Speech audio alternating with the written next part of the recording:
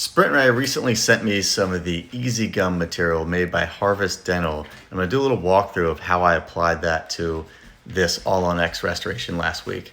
So that is a On-X Tough 2 printed All-on-4.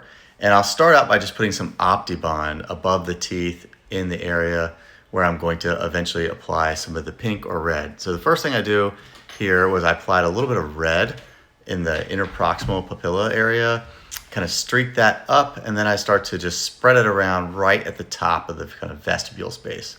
So I'm going to then cure that and tack that in place. Then the next thing here is going to be the actual Easy Gum material. As you saw, I flashed that over the screen, and it comes in a little black paper packaging. And leave that packaging on and actually warm it up in between your hands. It makes it more pliable, more flexible, and easier to push on. So then you're gonna take one side of the tape off and apply the resin to the restoration, but use that tape as a barrier. So when you push your finger into it, you can smash it thinner and it doesn't stick to your gloves. Then you can peel that tape off. And you see, then I took a 25 blade and I had about the perfect amount left to then do the lower jaw next. So I saved that in my kind of resin, my UV protective kit there. Then I'm just making sure I'm trimming some of the areas around the access holes. And then this tool right here is really the key.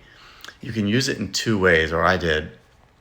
Inside the circle, you can cut away and pull away excess composite that's on the teeth. And then when you're done with that, then you've kind of thinned it out. You can actually use that circle to push the material up and it goes right to your gingival margin. It makes a really nice kind of rolled free gingival margin. And especially I'll say if you've done a gingival cutback in your design, this makes this very easy. Last little pro tip, you can take a micro brush or a scotch wheel, something to put a little texture in the pink. Before you cure it, it gives it just something that looks so lifelike. So I'm a fan of this. I think it took me just around 9 minutes the first time I ever did it.